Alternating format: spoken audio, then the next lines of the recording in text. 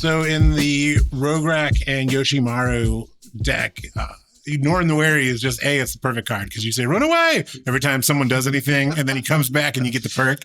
But with the Relic of Legends, you can tap him down and get a mana because he's going to be leaving anyway. You can't block, you can't attack.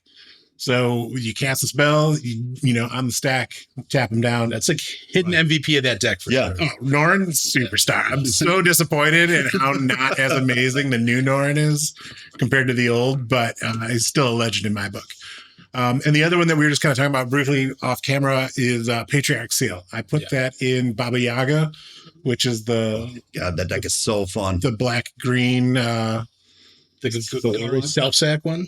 Yeah, the sack. Yeah. You sack the 3 cards, and if you have 3 different card types, everyone loses 3. You gain 3 and draw 3. Such a fun deck. So putting that in there and just getting extra flips, extra hits, and it's a mana rock. So and Tyvar is kind of sub tip on that one. Tyvar, the Planeswalker, superstar for that one as well. I think that card's definitely a sleeper, but we'll talk about that in a different time. But yeah, I feel like it's a card you don't really see because you don't hear that they're, the optimal play is a 3-drop rock, but they get you the mana. Yeah. It's a little bit of an investment up front, but you still have you still had a mana and you now have an extra benefit and an option, especially in the deck that you're focusing that theme on. Sure. One of my favorites is actually a 3-mana rock that enters tapped. That's Wand of the World Soul. You guys know this one? No, I've never used it. Tap it to give your next spell Convoke. So if you're playing, it's 1 white pip and too spicy, 2 colorless. In any kind of go white strategy, it's amazing. Yeah, I mean, it sounds like it. I'm starting to play with a tokens deck that obviously with the new Elspeth that came out in Dragonstorm. That it's really what kind of sent me down the rabbit hole of looking at other things that would allow me to do more things later on. Yeah. Right. And to be able to convoke out after you've got, 5-6 tokens, you just play a monster spell. It turns everything into a mana dork. Right. That you can really go over the top to where it'd be really hard for people to be able to really come back and do anything to your board. Right. That would be impactful. Yeah. I know I use the Celestius a lot. Yeah, which cool. You, right? First of all, everyone loves tracking day and night. No one does. So that's the first meme of the game, right? That you'd have to have everybody track day and night. The second thing is that in reanimator strategies, the card has become really powerful. I've actually used it instead of in the blue base reanimator strategies instead of using a Rona or something like that, right? That I use the Celestius because it also pushes me forward to be able to get the double spell faster than if I was using a creature looter. Yeah. Right. So doing things like that is really where my mind is when it's coming to 3-mana ramp and above. Right. To where it's giving that utility that really allows you to be able to synergize with the deck more and still push you forward versus if it was, again, the Fellware Storm. Stuff, totally. But it's a mana rock that draws you a card. That's great. Right. That's just value. And it loots you, right? Right. So it's also filling your graveyard. Right. Yeah. Taps for any color. I mean, it's great. Yeah. Nothing's worse than drawing Valgavoth and having reanimate in hand. And then your Fellware Stone's not getting him in the grave. That's right. Not with that attitude. Yeah, that's true. I don't have enough in me. One of the cards I've been, since I've kind of changed the way I'm looking at deck building and having more of these ramp options. Again, it's less of a matter of when you're going to get them, because obviously you get them late game and it doesn't feel good, but you got to put enough in there that you have the chances of hitting them early game. If you're only all mana rocks or your 3s. I'm just saying in general, you've got to put enough of that ramp in there where you're going to hit some late game, but you've got to have enough of it that you're going to hit it early game. It's decks are running 15 pieces now too, so I think it's important to have the utility on. Sure, and that's what I'm saying. I'm leaning more towards that style where I'm putting more in. But one of the ones I think is good that I've started using more is Skyclave Relic, because you can hit it a house turn 3 and you get the rock. Yeah. But if you get it later game and you can kick it, now you've got. Can you kick it? Yes, I can. Thanks, Tip. It's still not the greatest card like you're talking about. Right. Drawing a Fellware on a Valgavoth in your hand. Sure. I mean, it's still giving you a little bit more utility. It's less feels bad. Yeah. Because you're getting more for it because you can afford to pay more into it. Yeah, but I think the indestructibility like really lends to the strength of why that card is okay to have that it's not offering any other kind of utility, right? With all of But it the also makes tokens, and you've used that in Brewvac. nothing's better than making Skyclave relic tokens and then turning all of your treasures into Skyclave relic tokens. It's pretty good. Yeah, they're all indestructible and you're good for the rest of the game. Yeah. Right. That with how much artifact removal is now involved in the game, right? Obviously, Vandal Blast is like the staple of like just losing everything. But even in targeted Deadpool, everyone's got. Thanks. Yeah, that's true. That's true. That it allows your mana ramp to be safe, right? Because when you're playing in colors that go outside of green, like there's really nothing that is safe besides like your transform lands and stuff like that, which we'll talk about and we have talked about before. But that's why I still play the Dark Steel. Yeah. Right. Because it's indestructible. So even if somebody's going to try to snipe something, it's not me. Right. Sure. And usually if we're playing in a 3 bracket, right, most of us fall in 3 and sometimes 4 where I like to sit because LD should come back, that you don't run into people winning on turn 4 often. Right. Right. That there is that slower, I don't want to call it like full battle cruiser, right? Because no one wants to sit there for 15 rounds, right? Or 15 turns. But it makes it to where if somebody decides to, fire off a Vandal Blast, that you're not just back to the Stone Age and the green players just like really, set so far ahead. Right. So this is an interesting one that I've run in a couple decks, and I feel like when it was spoiled, people lost their mind. And I remember Saffron Olive even was like, this is the best card in the set. And I feel like I never see it. And maybe that's just my group, but it's the Archdruid's Charm. From the card is so good. The triple green pip? Triple green. Yeah, I've seen that. I run that in some decks. I do too, and I feel like I never see it. And I just feel like we've done an episode on utility. It's got 3 modes on the card. One of them is ramp.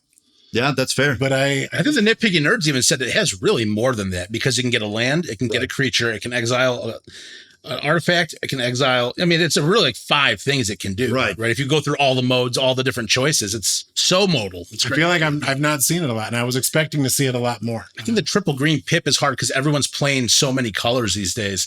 I think it's hard to get that triple green if you're not in 1 or 2 colors. Shame on you. You got to bring back to monocolor. Let's get real. Let's run the Nykthos. Run Chromatic Lantern. Well, now we're bring back Coalition. Now we're jumping. They did that. Oh no, we're gonna go Coalition Victory. I was gonna say, where have you been? Under a rock. That's kind of jumping ahead because I would say when I started to get back into Magic and doing it seriously, I was like, what's the card you just said now? I lost. Chromatic Lantern. Chromatic Lantern. Yeah. I was like, it's so good. I love it. It was $25. Yeah. Was it? Yes. Was it like on a pre-con or something? No, they just didn't reprint it in forever. And there was like nothing that fixed your mana the way that Chromatic Lantern did. Sure. But I feel like going by the wayside. Oh, yeah. People not. It definitely gets poo-pooed now. As there definitely is some. I still run it. I run a lot of 5-color decks. Yeah. I have got no problem running that. Yeah, I think once I go over 3-color, Chromatic Lantern is like an instant in. Right, because nothing, and the Dryad that does the same thing. Nips. Yes. Yeah, that's good. Yeah, and little Brocoli. Yeah, little Brocoli. Yeah, there you go. Yeah, I feel like that was like my warm, comfy blanket, like having Chromatic Lantern. Do you still run it? I feel like I don't. And maybe I'll run. I'm building a 5-color deck right now. Maybe I think. What's that deck called? It's called 2 Old Guys Looking at Famous Birds, and it's all legendary dragons, and then Sarkhan and Reiki. It's just 2 old guys. Can't wait to see. Hanging out, looking at dinosaurs. Dragons, technically, but I mean birds are dinosaurs. Right. Yeah, right. Yeah, it turns out bird tribal. But I think I skinned an old 5-color deck. I think a long time ago I put together like my ideal 5-color shell. And it's like all the triomes, all the fetch lands. All the triomes. That's a lot of tap lands. I'm pretty sure I have the Amulet of Vigor in there. Oh, okay. Oh, you gotta hedge your bets. Yes. but it's just, it's tough to mana fix 5-mana. I think all the shock lands are in there. So I think. So staying on topic though, what kind of rocks are you running? If you're running a 5-color shell, are you running the signets? Are you running the talismans? Well, so that's the thing I can usually pump out a new deck that I'm happy with in about a week, and this one's taken me probably a month, and I'm still not done. Is it from lack of inventory or just? It's not a lack of inventory, but it's more whittling down the 99. It's more because this was built a long time ago when I didn't use kind of the current mindset and templating that I use now. Yeah. And I feel better about the templating and the approach I take to building now. So this one's a little weird because it's like I've skinned out maybe 30 of the cards from the deck, and I usually run 65 cards and 35 land. Okay. So of the 30 cards, it's like, where are these fitting into my template now? Yeah. So it's making the cut. Some things are not in the cut, and then it's like, what do I replace it with? And it's tough because it's like I'm looking for card advantage and card draw, and it's like we are in 5-color. But I don't want to run all game changers. I don't want to run the best of the best that you have access to, because anybody can build that deck, and that's not 5 colors opens up a huge door. That's what I'm saying. Jank. You could play any kind of card draw spell. So that's why I think this is taking me a little bit longer. I'm kind of combing through this one a little bit more. So I'd have to look back at the rock situation. I had it laid out, and then I packed it all up because I had to clean up, and cards are taking over too much of the house. Because for me, for 5-color, I usually go more land ramp. I'll go more Kodoma's Reach and Cultivate and Sky Shroud. Lean on green and just get the lands in. Yep. So you don't get blown out. If all your mana racks go away, then you're just toast. I'm very much the same way. If green is involved at all in the deck, then almost every piece of my ramp is land ramp, and it's non-basic land ramp is what I'm focusing on. So I play a lot of Sky Shroud claims, so like ramp over 3, right? So I play a lot of Sky Shroud Ranger's claim. Path is a good Ranger's Path. I play Titania's Command. Yeah, I play Open the Way. That card is for real. If you have not played it, it is one of the best ramp cards you could ever play because there's just so much non-basic land ramp specific to green. Right, that it's too good. It's a 6-drop, but it gives you 4 lands in the play. And typically when you're looking at like ramping, right, that it's if you look at it in a vacuum, 6 mana is awful for ramp, right? Yep. Do you want to be ramping on turn 6, right? But that's usually not the case, right? That you're running a smaller package of like 1 or 2 mana ramp, right, to where you've got anywhere from like 2 to 4 depending on the deck. Right, to make sure that you're going from turn 1 to turn 3, and then you're going from turn 4 to turn 7. Right. So it's really not turn 6. It's just, do you have the right hand to be able to get you into that 6 mana ramp on turn 3 or turn 4? Right, and then at that point, you just be prepared to be arch enemy, right? Because you're now 4 turns ahead of everyone. But you're probably more than that, because if you're in green, it's probably like Land of War Elves and then 3 visits. So you've kind of disproportionately kind of grew off very faster, so you're already like 3 turns ahead of everybody by the time you play Open the Way. Right. Now you're 10 turns ahead. Exactly. And so that's why I play so much over 3 ramp, right? Is because I play in a way with ramp like you were saying, you put in 15, like 15's my minimum. Yeah. Right. In every deck, 15 is minimum. So I'm not going to put 15 1 and 2 mana ramp.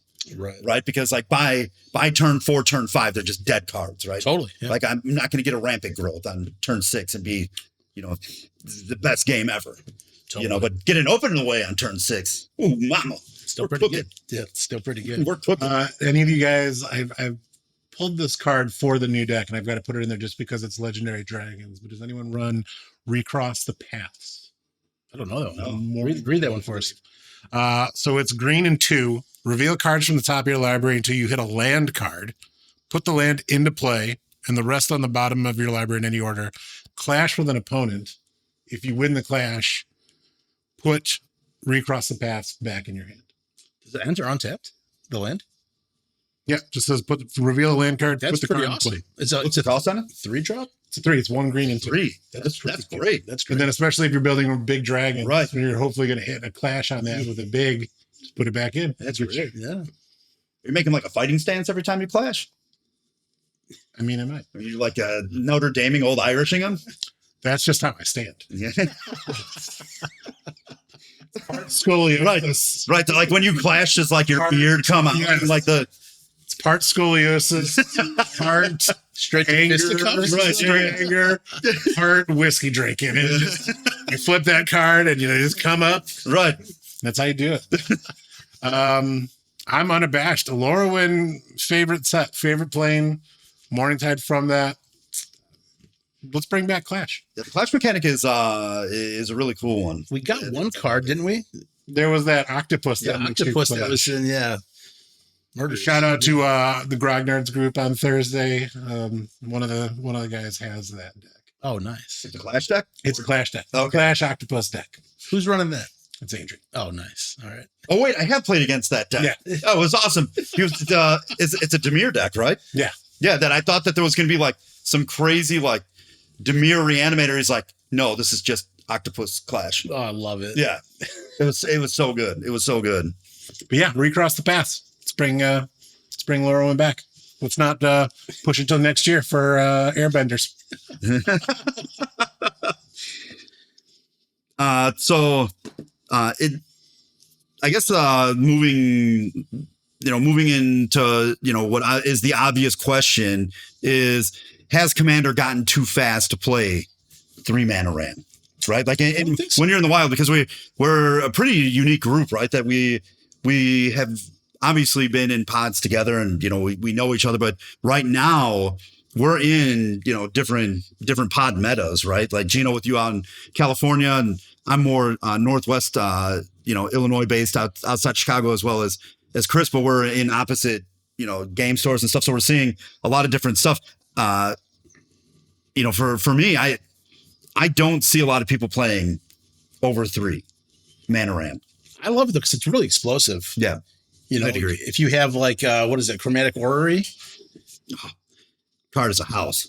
Yeah. I mean, Gilded Lotus, like these are cards that can give you huge amounts of mana in one chunk. And if you got any way to untap it, now you're looking at like 6 mana. Right. Thran Dynamo. I mean, these are cards I still run in certain decks when you need that explosive like burst of mana and you're not having a Cabal Coffers or a Gaia's Cradle or something. It's still decent, I think. I feel like I haven't run Thran Dynamo in a long time, and I just put it in. I think I put it in the Saheeli Thopters deck. Mm. Yeah, it's a beast. I wish I knew where it was from, but somebody's like recommended it as a replacement for Jeweled Lotus. Mm-hmm. I'm like, I'm going to give it a shot. And it turned out to be awesome on decks that I'm looking to double spell very often. Yeah, so I've got to be honest, I'm a huge Thran Dynamo guy. You've always been. Yeah, that it is one of the few like mana rocks that are left in the game that you're getting it's almost fast mana, right? That you're getting more out of it than you're investing into it, right? Or usually it's you're investing and you're only down 1. Right. Yeah, you're only getting untapped. Right? Yeah, right. And so that it's untapped, it taps for 3 immediately, right? So if you're, in the same vein of putting 15 in and you've already hit your small land ramp immediately, right? That you're probably able to play the Thran Dynamo and spell again in the same turn, right? And even if you're not, it's not the worst thing on turn 3, you play a Thran Dynamo and pass, right? Totally. If somebody's going to snipe it, I'm not too worried about that. Snipe away. I mean, the board wipes are going to happen, right? Right. I'm just going to I've actually even started putting in, I wouldn't say as far as game changers, but I've started putting in a little bit stronger cards or more threatening cards than I usually would, just with the mindset of like, it's going to eat up someone's interaction. It's going to eat up someone's take the bait, kill this thing because I don't want to kill it. And if you don't, then cool, I'll get some benefit out of it. Sure. It's like, I feel like a lot of the times I was building to kind of lay under the radar, but now I'm starting to put a little bit more in there just to be like, take it. Yeah, it's fine. And if you don't, if you don't, I'm going to get a benefit. And if you do, you're using up something that obviously if it's important to the game plan or something that I need, then I'll do what I can to try to protect it. But otherwise I'm just going to let it go. And then you've used up interaction. If not, you have Smother and Tithe. Cool. I don't run Smother and Tithe. You pay the 2. I'm not that person. Okay. I'm that person. I'm also that person. Yeah, I will be the tax man. Nice to meet you. Yeah, hello. Yeah, coffers are doing well. Thank you. I have a delicate voice. I don't want to ask the question. I'll just write it on an infinite token and just tap it every time. Well, coming from the world of like Mortal Kombat 2, you know, with the toasty guy coming out of the side, like, I'm just memeing to it. Yeah. Take it too. But I am the guy who will say, "Run away!" You pick your lane. Yeah, you know what? You pick your lane. I've only got so many words per night, and I'm going to use it on that. So, do you guys play like any like big mana ram, like at 4+, like that are like that you notice that you consistently play? Absolutely. Thran Dynamo, Sky Shroud Claim, Ranger's Path, Chromatic Orrery, Great Henge, or some that just come to mind. Outside of those, I'd have to really look through my deck list and see. But those are like pretty much my go-tos. And then Gilded Lotus. I like that one too because it gives you colored mana. It's one more. It's 5 instead of 4 like the Thran Dynamo. Having the colored mana actually comes in pretty handy. And again, those are in decks that I'm looking to double spell. Okay. I think my Marina Vendril deck has that card in there because I got a lot of untappers in that. So if I got these big Thran Dynamo or Gilded Lotus, I can usually get 9 mana out of them. Yeah. So it's like it's really good when I want to play a door, open the other side, and do something else. Yeah, I played against that deck. The deck is very mana hungry. It is, yeah. Right. That it and it's very pip hungry. Right. That it's not. You can't make it up with colorless mana coming in. Right. Right. That it's a great deck to really showcase the effectiveness of like a Gilded Lotus. Yeah. Right. That I've actually taken Gilded Lotus out of most of my decks for that exact reason, that I've gotten really into going and really diving into how many pips that I have in the deck. Sure. Right. To see like, I love diving into the metrics and seeing where you can really improve the deck. Yeah. To really look into these ones that are over what would be considered efficient ramp and what works well with that. Sure. Right. That the way that I used to build decks was, I mean, I'm usually a guy that I just build with whatever I have, whatever's laying around. House inventory, whatever you've created. Right. That I don't go on TCG and like I don't go on like Architect and like completely build the deck before I go and buy the deck. Right. That I like compile like 300-400 cards and I'm, just sitting there like, oh, this makes it, this doesn't make it. And what ramp works well with it. I've got, 40 red pips and I've got, 10 black pips, right? Sure. So that way it balances me out. How about you two? You guys didn't say what, like 4 or 5 mana rocks and plus that you guys actually run. So I don't know if I run necessarily consistently the bigger ones like that. Or even like Open the Way. It could be a spell. It doesn't need to be a mana rock. Just so in that, I do like Traverse the Outlands. I feel like I use that. Again, I feel like a lot of my stuff is deck specific, and I know I just said I have a box of cards that I put in every deck. But it's a certain synergies you want to really lean into. Yeah. But I feel like in a lot of the bigger creature ones, I'm running that. Multani? I put Mr. Piccoli. Oh yeah. I put it in the Outlaws of Thunder Junction Gitrog. Oh yeah. Which I love that deck. That deck is such a house. I played it. I haven't played that deck in months. You still have it together? Yeah, I do. Oh, and I brought it out because again, I've taken so long on the 2 Old Men and Famous Birds that I've been bringing out some older ones to play. Recycle some. And I brought that out, and I was going up against an Ur-Dragon with a bunch of the new cards from Tarkir. Sure, that could be scary. And a green-white Miri. Okay. Right. Duelist. The one that kind of controls how many creatures can attack you. Yeah. So it was a 3-person bot because we had to break up. So it was just the 3 of us. But yeah, I mean, it literally, I got it out early and then I was like, I'm going to put boots on it. And they were like, and I was like, just don't let me do the boots this time and I won't go after you. And they were like, oh, okay. And then it was just downhill from there. And then it just didn't stop. And everything's a house. And the other one is Harvest Season. No. Just let me put the boots on this one time. One time. Yeah. I won't swing at you. It's all good. That's going to be fine. Fine. But Harvest Then you put 18 lands on the battlefield. Now you can kill it. Yeah. Pretty much. The other one too, it is 3 mana, but I feel like again situational, especially. But I like the RAM that you don't see all the time. It doesn't go into every deck, but in the decks it belongs in, or it feels right, and when it goes off. So Harvest Season is a green and 2, and it's search your library for X basic lands or X the number of tapped creatures you control. Totally a synergy-based piece. For sure. Yeah. Just a powerhouse. Totally. So it's just, I know that still falls in 3, but yeah, I mean, if you're doing but that requires a lot of setup, right? Because you have to be playing basics. You got to be playing a go wide strategy. But in that deck, all-star, right? But I'm saying, I feel like, you got to pull back from the win more mindset, because you're like, I could hit this and I could get all these tokens and I could swing wide and I can get 12 land.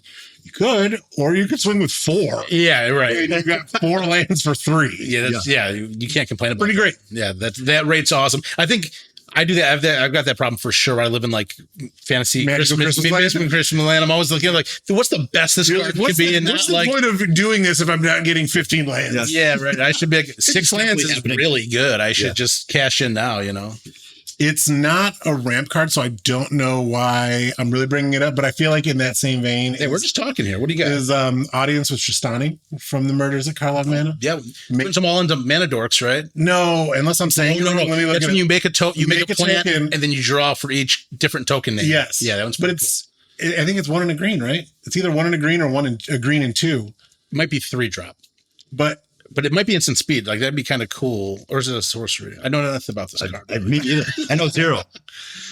Let me so you make a token, and then you draw a card for each different token you have. The editor's going to put it on the bottom right here. So it's green and 2 for sorcery. Create an 0/1 plant creature token, then draw cards equal to the number of differently named creature tokens you have. Okay.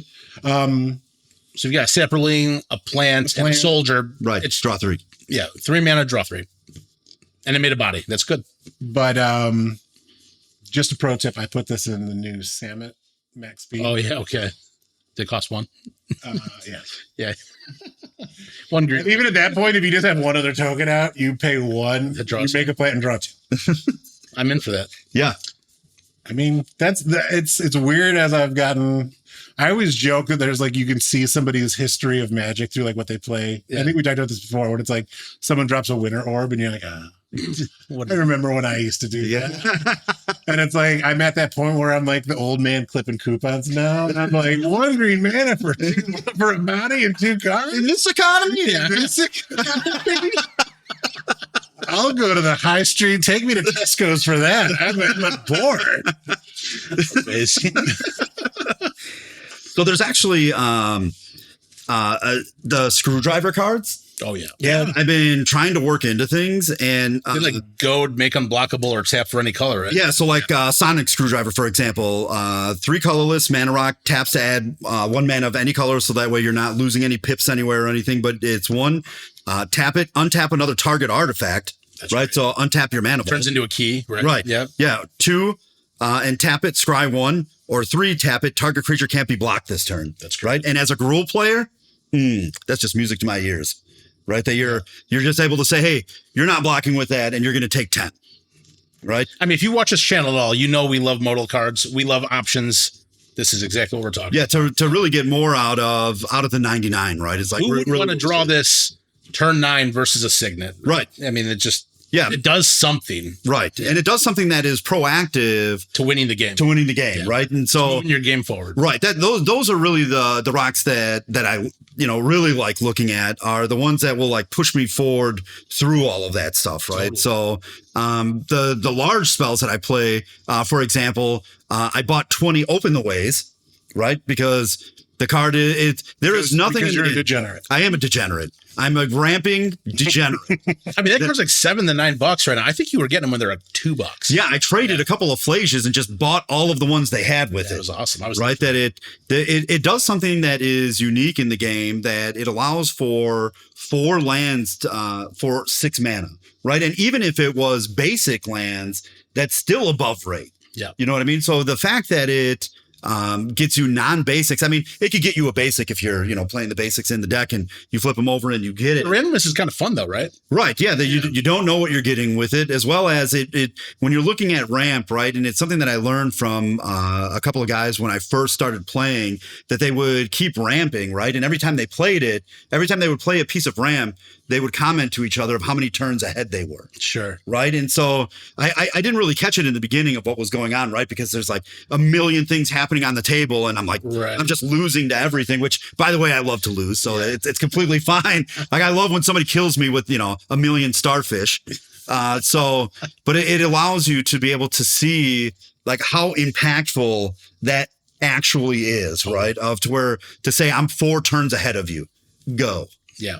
Right. So that's why I play the bigger ramp, like Nissa's Revival. I still play that, like still gaining 7 life, getting 3 lands. But I think if you're like a person that likes to cut down the ramp into 10, I think that's really where you're going to start finding it hard to start sacrificing the efficiency of the 2 mana rock. Sure. And so I think that's what a lot of people are lost in the content creation that gets done around deck teching, right? That it's trying to be as efficient as possible all of the time. But to be honest with me, the most efficient thing isn't the thing I remember about any game, right? It's like, of course. It's like getting hit with like a sundering eruption after somebody drew 10 cards and they were definitely going to die unless they drew that 1 card. Yeah. Right. And so that's where like these big spells get you to. Right. And so it doesn't need to be a 15 to 20 turn game like it was when, we were in the late 2000s, early 2010s when EDH, really took hold of us. But it also can get to that point by turn 6, turn 8, right, with these large ramp spells. So I think it's a balance, honestly. I think it's like you still run the 1 and 2 mana ramp. Right. We like to sprinkle in just some bigger, more explosive ramp too. I mean, I play Reshape the Earth. That's a 10 mana spell. Game over. Go get 10 lands. Yeah. Game over, man. Yeah, that one's great. Yeah. I love that one. I mean, do you guys run now? I know there's some like Orb of the Dragon kind and things like that. They're super specific, like very narrow. But there's some of the ones that are less specific, but still have typal benefits. So I'm thinking of like Patchwork Banner. Oh yeah, that's great. There was the one I think from the Ixalan. Just cut all this out and edit it out. Progenitor's Icon. So enters the battlefield, choose a creature. It's a 3 mana rock. Enters the battlefield, choose a creature type. Tap, add 1 mana of any color. Tap, next spell. The creature type can be cast as though it had flash. Yeah. So obviously there's ones that you're putting in. You're building a dragon deck. You're putting that in. You're building, whatever. These ones aren't so creature specific. But are you putting them in? Do you guys run any of these? Because you still get incremental benefit, even if you're just naming your commander's creature type. I do run those. Okay. And I run the banner that gives like you pick a color and it gives your creatures +1/+0. Oh yeah, Heroic Banner. Yeah, I run that in a lot of my goblin decks. Yes. Just because that little boost might be the game changer when I drop 10 1/1 goblins. Right. Now it's 20 damage. Yeah, I mean, it's pretty incredible what the difference makes with a Heroic Banner of just adding the 1/0 for the creature, right? That you go from the 10 power to 20 power, right? And then just kill, right? Like immediately. If you guys have watched the previous episodes, I don't lose to Graveyard. This is true. So one that I play that if you guys are in the same vein as me, and if you guys aren't playing it, is Stone Speaker Crystal. I play that one a lot. It's have you heard of this one, Chris?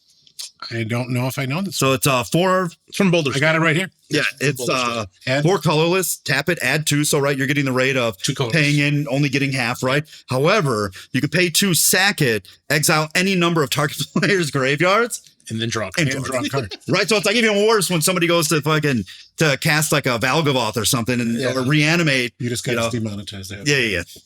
It'll be fun. Yeah. Then you go to reanimate like an Archon. Urza. Yeah, Urza. Sorry. There's a copyright on that. Sorry. That not only do you get to like hose someone, right?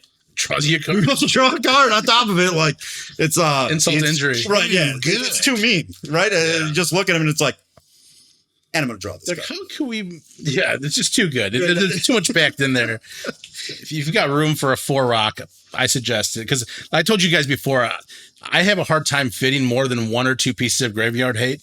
If I could staple that onto a mana rock, I'm here for it. Right. Yeah. So like a Decanter of Endless Water, right? It's like the same kind of thing that it's like, it gives you mana plus you're almost playing it for no maximum hand size. Totally. By the way, it also gives you mana.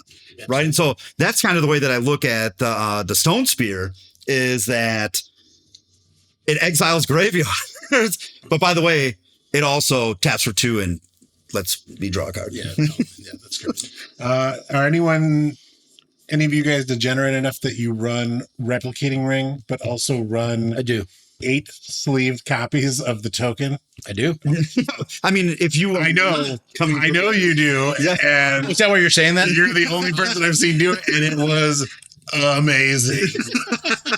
I don't even think it was yours. I don't even think it was yours. I think it was someone else's replicating ring. I had the tokens for them. you gave them 8. Here you go. Yeah, Here's 8 sleeved tokens. I know twice Steve has popped it when it had 1 counter to go, and you've blown up my replicating ring.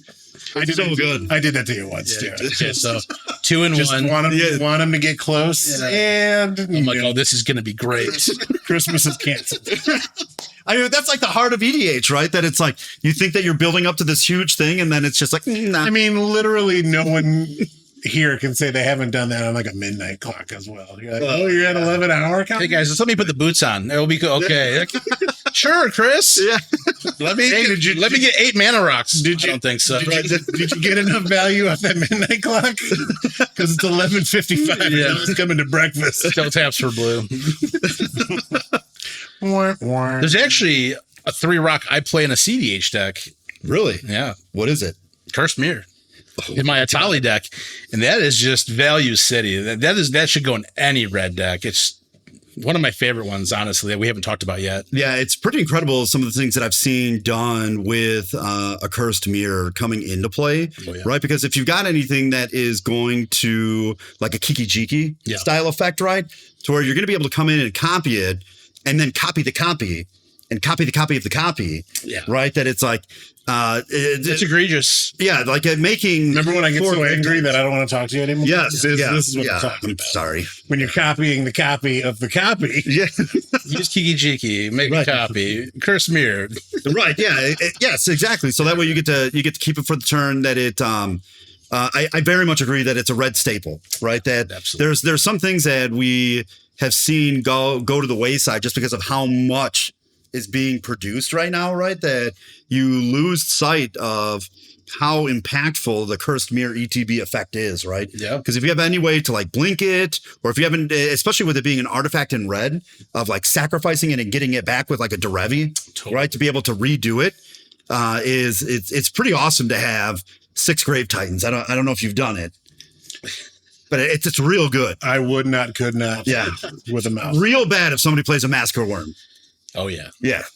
One thing I do like about it is it's, as power creep and things get more spicy, it's kind of an equalizer, right? Because if your friends have better cards than you, you have one too. Yeah, it just gets better. Per turn. Yeah, right. Yeah, the better the game gets, the better it scales. Yeah. Right, yeah. Just like all clones, right? Yeah. It just kind of equalizes. I feel the same way of like Reverberate, right? So like anything that's going to be able to let you do something in red to let you copy something, right? So I don't know where I'm going.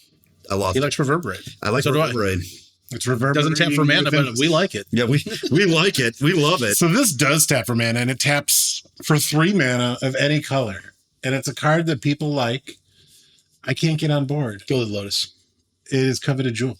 Oh, that's kind of fun. Love Coveted Jewel. I think I only run it in one deck. I run it in my Monarch deck, and it's super fun because it's like Monarch. I feel like Talk to me, Chris. I want to hear it. But the idea of giving you that many cards and mana hurts my... I run Island Sanctuary, so I'm not giving that thing away. It hurts my sensibilities. So I'll start with that. I ran into an Imskir deck that plays Coveted Jewel for the sole purpose of playing Coveted Jewel, drawing 3 cards, tapping it for 3 mana, and then flinging it at someone. That sounds like Fred. That's fantastic. It was like one of the best things I've ever seen done with Coveted Jewel. But I love Coveted Jewel, right? Because I love cards in Commander that alter the game status, right? And Coveted Jewel is like the Monarch on steroids. Yep. Right? That everyone's trying to get the Coveted Jewel, right? It promotes attacking. Right. I like it. Yeah. It's so thematic. The name like hits it perfect. Totally. Right. And then don't get me wrong. Design wise, it's a chef's kiss. Do you not like it when it's in the game, or do you want to put it in your 99? I've yet to put it in any of my 99. But do you don't like it if it's on the table? I don't mind. Go get it. Yeah. It's out there. So if someone had the Coveted Jewel, you would not try to covet their jewel? I would probably try to covet their jewel, but if I'm attacking, there's a reason I'm attacking. That's like why I've built the deck. Otherwise, I'm in my hobbit hole, like just trying to squirrel away and do my thing. Sure. So yeah, I mean, I guess if it's there, I'll go after it. Like you said, it just kind of is Monarch on steroids. Right. I can play Monarch cards and give up one card. So I have 3 cards and 3 mana. I like the swing. That's a spicy meatball. Yeah, I like to play the initiative, Monarch, Coveted Jewel, all in the same package. And it's like, if you get it, it's a big prize. Like, you get a lot of value. Yeah, I don't even mind losing it. I play it in my pillow fort style Just so decks. you can get it back. So no, it's that I put it in so other people start attacking each other and leave me alone. Oh, okay. Right? So like I won't So just go bait. after the coveted jewel again. Somebody else, so they fight. Okay, so you're just putting it out there and let them fight over it. It's propaganda, right? Because I'm like really 2 things, right? Like I'm a hate bearer at heart, but I'm a total Timmy with Gruul, right? Sure. And so like when I play my Gruul decks, like it is much better for my creatures to attack one person, but in Commander you kind of get the feel bads when you attack somebody for 15. And they're like, oh, you couldn't have attacked anybody else. But if they have the coveted jewel, Yeah, right. I have to attack you with this much, right? I need to get so, through. Yeah. So if I'm playing a pillow fort strategy, right, then usually there's somebody at the table that's, playing creatures and swinging sideways, right? Totally. All in throughout the course of the game, that they keep going after the coveted jewel and leaving me alone in my hole. But I feel like that is like the old goat argument. Eventually that's coming home to roost. So I used to play a Mauricia the Coil goat deck. And the same person who made the Octopus Clash deck has a Cardor Goad deck. Okay. And it's all fun and games. So does he. My favorite deck. It's all fun and games when everyone's attacking everyone else. Yeah. But when it's just you and that person, you've given them a full grip of cards. You've given them a lot of resources, and now you're the only one left, and Goad doesn't work anymore. I do like that the Murderers Precon had a lot of one-on-one Goad fixers. Yeah. There's at least 2 or 3 cards in there. So they're kind of making their rounds in the design space to make Goad better when it's one-on-one. But I totally agree. Once your heads up, and that's what all bets are off. That's what scares me about Coveted Jewel is you're like, cool, you 3 punch it out. But once that last person's standing, they've got a grip of cards. Yeah, right. That's tough. And you did this to yourself. Resources, and you enabled that. Yeah, you did this to yourself. And you're the only one left to go after. So they can only punch each other for so long before those punchies start turning around to you. You're only making an argument for Winter Orb, is what you're doing here. That you want to know how you keep a coveted jewel down? I'm past those days. I can't do it anymore. Then these 3 and 4 mana rocks look real nice. If there's a Winter Orb on the table. Right. That, but in the pillow fort strategy, I mean, even when you give them like that amount of value that's happening, typically you're doing something that's trying to outpace it, right? And I'm a huge political player, right? And so when it's obvious that you should attack me, but there's a coveted jewel out there, right? But if you've given me 9 cards, why would you do that? Why would you do that? If you've given me 9 cards and I've coveted Jewel, Gino, and everyone else out, and it's just me and you, I'm going to, pongify. Oh, sure. I'm going to beast within your propaganda, and I'm going to generous gift your ghostly prison. And because you've given me all the cards to do it. Sure. Like usually. You play a lot of 3 mana removal. Just destroy everything. Gotcha. So like in any of my pillow fort strategies, blue is always involved, not for counter spelling, but for mass bounce. Okay. Right. So when that tide turns, fuck you. Yes, fuck you. Aetherize. Yeah, Aetherize. Oh my God. It's just a fuck. Yeah, it's a fuck. Gino just hit me with an Aetherize not too long ago. Then really, it was amazing. I was going to kill, and it was Aetherize. Then it just fogged me. It was like, okay, I'm going to move this card. As a guy who loves fog and a guy who loves Aetherize, the twain do not meet because fog, they're still on the board. Yeah, right. Aetherize back in the grip. That's right. Tough. Yeah. Tough. That's a jagged little pill. You're gonna need that jewels 3 mana. You're gonna cast all your creatures. You're gonna need that coveted jewels Ascos. Yeah. So I would say like if you haven't allowed yourself to let other people have value in the game, to then give you value, right? Because the value coming back from them is the gift of no attacking, or their targeted removal doesn't come at you, or there'll be a conversation, right? To where something doesn't happen, even though really you're going to bounce the coveted jewel anyways, right? That I would say, let's play a game. I'll give you my deck with a coveted jewel, and let's see where you end up. Let's just take your first spin, see if you like it, Chris. Yeah. Eventually, smell it. You're Michael Scott buying an iPod, and you're gonna get Phyllis's oven mitts. All right, the value is just not. Yankee swap. Yeah, thank you. It hurts my sensibilities to give up that much value. Sure, I can understand that. So there's actually one that I did want to talk about. That was the Throne of Eldraine. Oh yeah. It is one cards a house. Yeah. Every time I've only put it into one deck. Sorry to pull, wasn't it? It like was mono red. Was it a pre-con card from Thorn of Eldraine? I'm not. It was a part. I think it was listed as like in the commander set, but I don't think it was a commander slot, but it wasn't in a deck. Okay. Yeah. That I played it, and it was nuts when I played it. Oh yeah. But I haven't put it in a deck again. Like, and I don't know why that, like, because it's right, because it basically does the same thing that a Gilded Lotus does, except better. Because you're being a positive, right? Right. Well, it's almost like the what is it? It's a 5-drop that taps for 5. Yeah, it's 5 colorless. That when it enters the battlefield, you're going to choose a color. Right.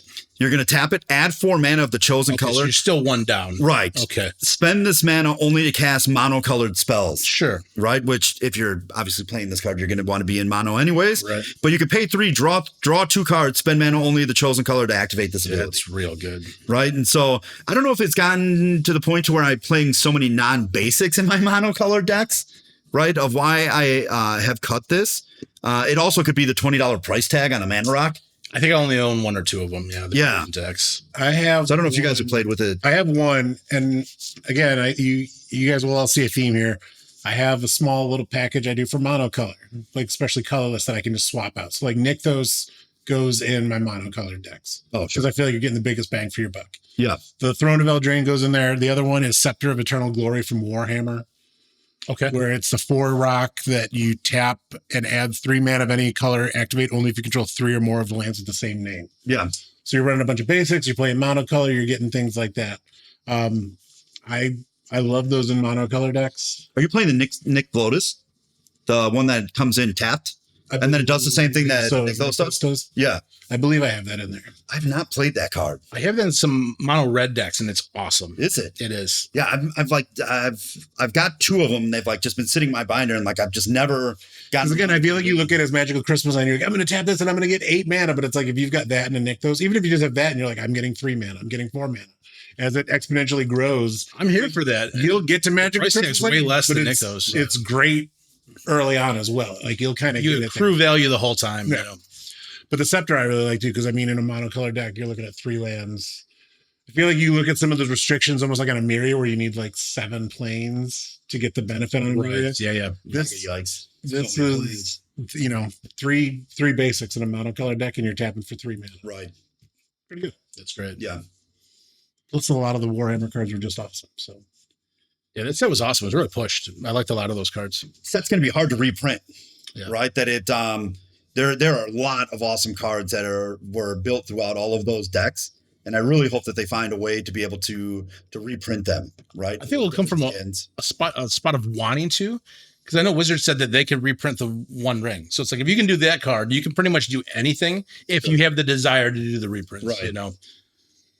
Speaking of Warhammer, is anyone running Golden Throne? I just picked one up. I don't have it in the deck. I've not run it. So I've got it sealed in my Warhammer decks that I have not opened. Okay. Right. But as a Warhammer player, the card thematically is really good.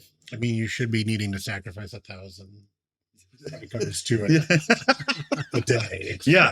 But, yeah. I mean, you just have to sacrifice a creature, and then you get, 3 mana of any color combination? Right. Yeah. It's pretty good. It's better than sacrificing 1,000. Yeah. I mean, potato, right? Per day. Yeah, I mean, potato. Like, I'm a Crovax player, so I mean, sack and squeeze 1,000 times a day is like kind of my jam. How dare you. Ouch. Yeah. Sad face. Yeah. By the way, Watsy, make a Grixis Krovax card, please, that I can run as a legendary. That needs to be in the right. command zone. Yeah. So make a good pushed Krovax card. Instead of just bad overpowered. Trap more people in Amber. I mean, Mangara can't be the only one. Yeah, that's true. That's Inside lore jokes. If you know, you know. Another one I wanted to bring up was the Relicas Sauron. Do you guys know that one from Lord of the Rings? Yeah. Yeah. Good one. Get y'all 3. I've got 5 copies of this thing. Have not found a deck to put in because I realized I don't play Grixis. Okay. Yeah. Fair enough. Yeah. It is definitely going in Wonder Boy and Nasty Man. Oh, nice. I think that it draws you cards and it gives you mana in any combination. That's pretty good. So you're a big Grixis player to like naturally, right? You kind of sit in Dimir Plus, right? Dimir Plus is my sweet spot. It's either going to be, Sultai, Esper, or Grixis is like what I love. I just gravitate toward those colors. Sure. And so, I mean, you're kind of in color. I mean, obviously when you're in Sultai, you're back into the land ramp. So you probably have a lot of different types of rocks that you would use, right? Because like, what are you doing in Grixis, right? You're not getting lands into play. Absolutely. So that's kind of what we've discussed where it's like a lot of I scale it all the way up from 1, 2, 3, and 4. Okay. With Grixis, I do want to multi-spell a lot, obviously, with like, is it color combos? So pretty good to spell and leave interaction up. Totally. Yeah. Okay. So the more explosive the ramp, the better, where I can multi-spell in a turn. Yeah, I haven't played with the card mainly because of the only time Grixis comes in is like when I'm playing 5 color and it's like incidental. I'm not a big blue mage to begin with, right? I don't like. You're the complete opposite. Gruul is the complete opposite of. Yeah, just smash and crash. Your city's worthless to me. But it's like contradictory to my hate bearer heart, right? That like I love the law and justice of white. That no, you can't do that. We're playing fair magic. That Elesh Norn deck was to police the table for sure. Love it. Yeah. Balancing act, holding priority to Fury's protection. Win the game. When that deck comes out, somebody hurt Steve that night. Yeah. So in mono white, it's actually gotten pretty interesting with the ramping that I have to do in it, right? Because they've done so much catch-up ramp, sure, that they put in. So there are more ways in white to be able to ramp. So you're looking at different cards that will allow you to go and get a land if you have. Less the least amount of lands, sure, or less than one player, right? So you're going to be able to grab all those things. So I look at those things when I'm building my decks, like my mono white decks, as those like 3, 4 mana ramp spells. Okay, right? Because they're designed. We've been living in a world where mono white ramp is really not an issue anymore. Yeah, it's real good. Thanks, Bounce Lands. And card draw. They're caught up. White's caught up. Yeah. White has always been my favorite color. And I feel like it just lived in such a narrow space for such a long time. Yeah. But card draw, ramp, exploding tokens. Totally. I mean, I've been pretty much splash white for the removal. But like it's doing other things now. It's pretty cool to see. Yeah. If like when Trouble in Pairs hits the table. Oh. Right, that I don't think I've seen a better draw spell in the game, right? That is consistently just drawing. I under-evaluated that card pretty hard until I saw it on a table. I'm like, that draws so many cards. So many cards. That, and speaking of the second, the Mangara, the Diplomat. Sure. Yes. Again, I just feel like the little pieces you put out. And at this point, I feel like some people, you've caught on that it's going to be a ton of value. But, I mean, especially Trouble You'll just sit there and draw you cards. Trouble in Pairs is an enchantment. Yeah. I mean. Good luck. Yeah, it's like it's reverse stacks, right? Right. That it's still stacksy, but you heard it here first, guys. You came to Hotchi Motchi. Trouble in Pairs. Good card. Good card. Yeah. Secret sound. Haven't heard it anywhere else. Just because it got removed from the game changers list, you can still play it. It's still playable. Yeah, it's pretty incredible. I mean, I think when I play that card, I'm drawing at least 3 to 4 cards every turn. Rotation. Yeah. Yeah, that it goes well over the top. So, but like getting there with the mono white ramp. So I don't know how often that you guys play like the Sand Scout that goes and gets a desert, right? Which arid archway, because I'm not going to say arid mesa again, right? You just did. Yeah, that the archway is a desert, so you'll be able to come in and get your bounce land and then pop back your MDFC and draw a card. So good. Right. And it sits in that same spacing of that land ramp that you're looking for, but is not traditional, just mana rock. Yeah, right. Type of deal when you're inside of color shells that don't typically allow for you to, explode out with land ramp. Totally. What about red getting mana dorks now? Like, that's pretty crazy. It is the best card in Dragonstorm. How dare you? Fight me on it. I don't care. Sisters of the Flame has been around. And she's just been over. Was that from like the Dark or Legends? I think it was Legends. Legends, okay. Is she a mana dork? Yeah. It's a 2-mana mana dork? I think it's 3, and that's why everyone's like, oh, this is so much better. I mean, power creep over time, you're going to get lower costs, but we got one actually in Ether Drift too. Max speed. At max speed attack for 2. Yes. Yeah. Yeah. The dark max speed is really good. Dark 2 red. Yeah. 2 red and 1. Tapping at red to your only as an interrupt though. Okay. Maybe that's the drawback. It's old tech. It confuses people. Yeah. I ain't got no dukes. I do have a question for you. I got no dukes. How many times have you played Open the Ways and you've got multiple bounce lands? It's happened a couple of times. It happens, I would say, with the amount of games that I play, because I play a lot during the week, it happens at least once a week. Once a week, multiple bounce lands? Yeah, that I'll get multiple bounce lands in it. And that's like when I'm like, wow. Like I'm like, it's full mahogany, Padre. Right? that you're able to draw 2 cards after you do it. Yeah, right. That it's like, it's so intense. Especially if you get if you got some MDFCs flipped over, that's so good. Right. Or even if it is Surveil lands, right? Right. Or, Scry lands, because I've actually started putting Scry lands back into my decks because of bounce lands. Okay. Right. That now I get 2 ways to manipulate the top card of my deck. Right. Because of how strong. If they print another bounce land, I think we've like reached 3 right now is like max capacity, right? Like once you get to the 4th one, I think it makes it to where you're moving. Explain that. What do you mean 4th one? So there's 3 bounce lands that you can put into a deck, right? Like a true bounce land. The 2 colorless ones, and then right, yeah. There's the Guildless Commons. There's the Arid Archway, and then there is also the if you are in 2 color. Right, or anything of 2 color and above. Right, there's a 10 pairs. Right, so let's say that you're just in 2. Yeah, you're in a guild. So there's 3, right? Obviously, as you stretch into 3 color, there's 4, and then sure. Right. But if there is another colorless one that can just go into any deck, because with how many MDFCs there are, or monocolor ones would be cool. Right, that it's now allowing you to draw too many cards, right? During the course of the game. Right. By too many, I mean just enough. That it lets you start stretching what the deck template is meaning to do with the land as the resource, right? That the land is now becoming a spell, right? Is where we're at with obviously MDFC is that, right? That the land is also a spell. If you play a bounce land, it is, right? And so because you already got several turns of it being a land, and now you get to use the spell side. Right, it's always a land secondary spell, right? But instead of it now with how many bounce lands that there are, I mean, I'm running 38 to 42 lands.